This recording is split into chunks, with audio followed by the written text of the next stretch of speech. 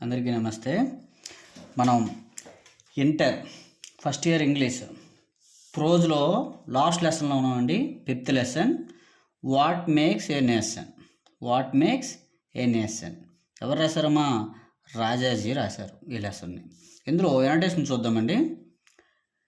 Mother India wants hard working good boys and good girls. Very important annotation అమ్మ ఇది. Mother India wants hard working good boys and good girls. Mother India అంటే ఎవరు? భారత మాత అంటే మన దేశము. ఏంటి కోరుకుంటుందటమ్మా? Good boys, good girls. Okay, మంచి అబ్బాయిలు, మంచి అమ్మాయిలు. ఎలాంటి వాళ్ళంట? Hard working, కష్టపడాలంటమ్మా. కష్టపడే మంచి అబ్బాయిలు, మంచి అమ్మాయిలు భారతదేశానికి ఎంతో అవసరమని ఎవరు చెప్తున్నారమ్మా?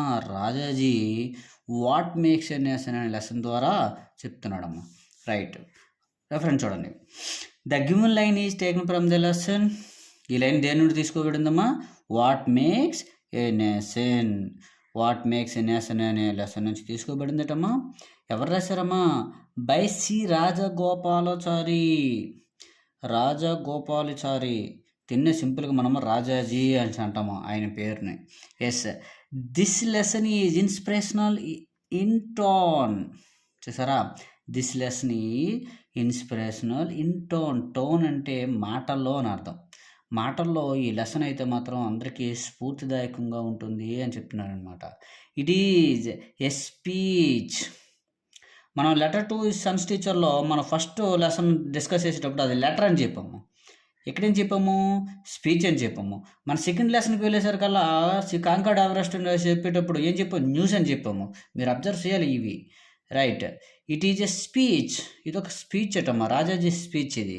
That was delivered by Rajaji. ఎవరు డెలివర్ చేశారమ్మా? ఇది రాజాజీ డెలివర్ చేశారమ్మా. ఈ రాజాజీ మాట్లాడారు అని అర్థం. To the students of technical college in 1948. 1948 అంటే ఒకసారి ఫ్లాష్ బ్యాక్ వెళ్ళండి. మనకి ఎప్పుడు వచ్చింది freedom? 1947. We got freedom in 1947. This speech was happened before and after, after 1947. That means 1948. So a technical college అంటే ఇప్పుడు మనం ఏం చెప్తున్నాం అంటే దీన్ని ఇంజనీరింగ్ కాలేజ్ అనొచ్చు మనం. అంటే ఒక ఇంజనీరింగ్ కాలేజీలో 1948లో ఒక ఆ పిల్లలను ఉద్దేశించి ఒక స్పీచ్ అనేది ఇచ్చారనమాట. అదే మనకి రెఫరెన్స్ అనేది ఇక్కడ ఉంది. ఓకే, కాంటెక్స్ట్ చూడండి. ఇన్ ద స్పీచ్, ఈ స్పీచ్లో Rajaji appeals to the students to strive for the growth and development of the country and character building. చూడమ్మా, చాలా ఇంపార్టెంట్ ఆర్గ్యుమెంట్ అక్కడ ఉంది. ఏం చెప్తున్నాడు రాజాజీ అంట? అపీల్ చేస్తున్నట్టమంట, ప్రాధేయపడుతున్నాడు, పిల్లల్ని అర్జిస్తున్నాడు అనమాట, రిక్వెస్ట్ చేస్తున్నాడు. ఏమని? స్టూడెంట్స్ని టు స్ట్రైవ్ అంటే వర్క్ హార్డ్ అంటే కష్టపడండి. దేనికోసమటమ్మా? ఫర్ ద గ్రోత్ అంటే ఏంటమ్మా మనకి? అభివృద్ధి.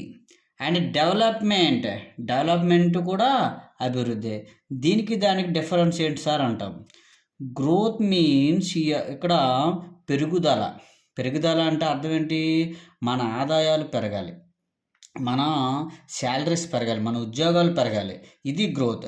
ఇక డెవలప్మెంట్ అంటే ఇన్ఫ్రాస్ట్రక్చర్ సంబంధించినది. అంటే రోడ్లు పెరగాలి, హాస్పిటల్స్ పెరగాలి, రైల్వే స్టేషన్స్ పెరగాలి. ఈ విధంగా ఇన్ఫ్రాస్ట్రక్చర్కి సంబంధించినది. ఇది మన మనుషులకి సంబంధించినది అనమాట.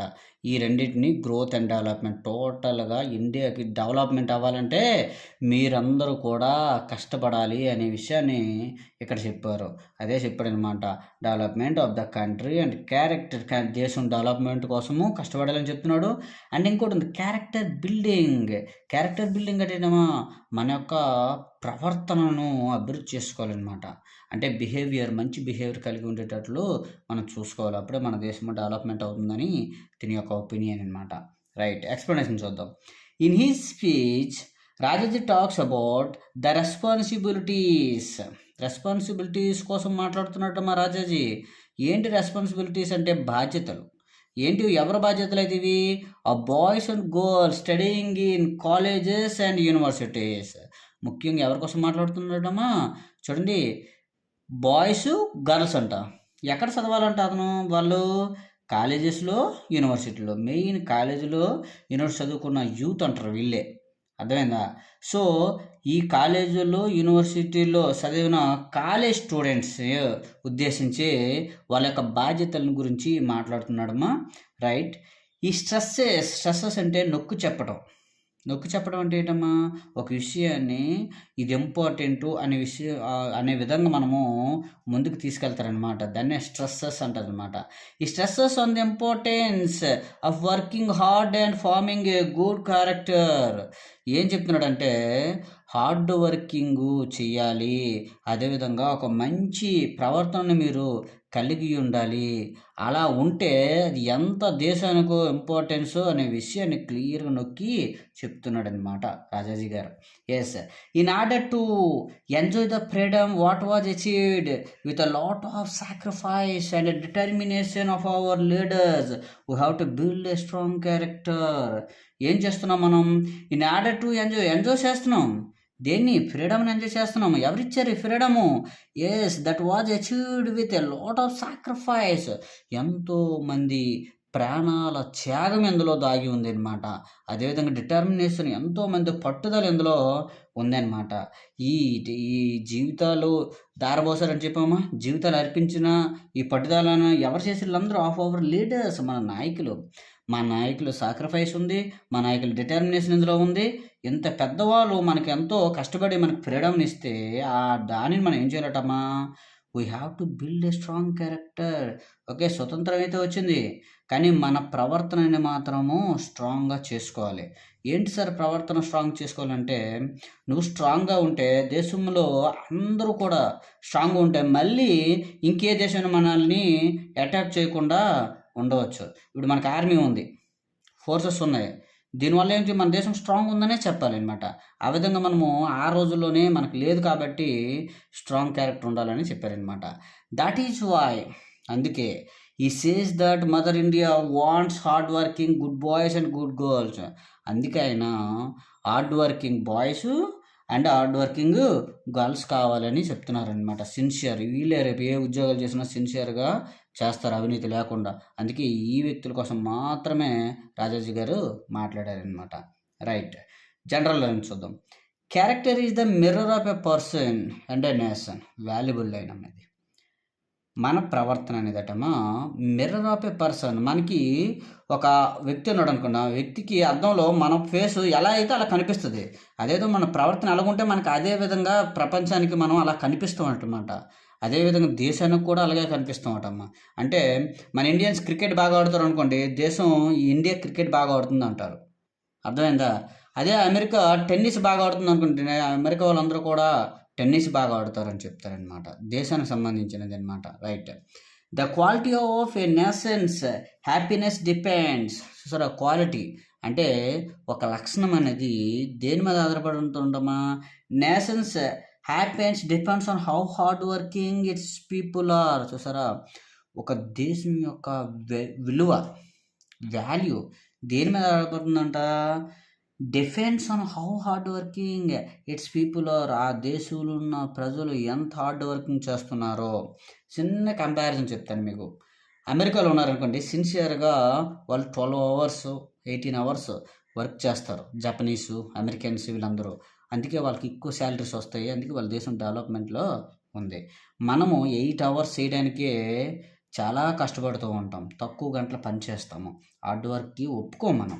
అందువల్ల మనకి డెవలప్మెంట్ అవుతుంది అని చెప్తూ ఉంటాయి అన్నమాట. సో అది ఈ లైన్ ఇచ్చడం ఇక్కడ లాస్ట్లో చూడండి. A nation's glory depends, glory అంటే హ్యాపీనెస్, ఒక దేశం యొక్క హ్యాపీనెస్, సంతోషం అనేది దేని మీద ఆధారపడుతుందటమా, and the qualities of its people.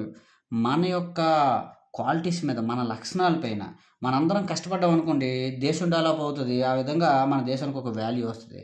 మనము డెవలప్మెంట్ అవ్వలేదు అనుకోండి, దేశం కూడా డెవలప్మెంట్ అవ్వలేదు అంటుంది, కాబట్టి దేశానికి మంచి పేరు రాదు. సో ఇదమ్మా టోటల్గా మనకి వాట్ మేక్స్ నేషన్ నుంచి ఎనోటేషన్ అమ్మా. మళ్ళీ చెప్తున్నాను, ఎనోటేషన్ ఒక్కటి నేర్చుకుంటే మనము క్వశ్చన్ నెంబర్ 3లో వచ్చిన పారాగ్రాఫ్ క్వశ్చన్ కూడా ఈ లెసన్ నుండి వచ్చి మనం ఆన్సర్ చేయొచ్చమ్మా. రెఫరెన్స్ కాంటెక్స్ట్ని మనం ఏం చేయాలి, రెఫరెన్స్ కాంటెక్స్ట్ని మనము ఖచ్చితంగా ఒక పారాగ్రాఫ్లో రాయాలి రిఫరెన్స్ కాంటెక్స్ట్ని.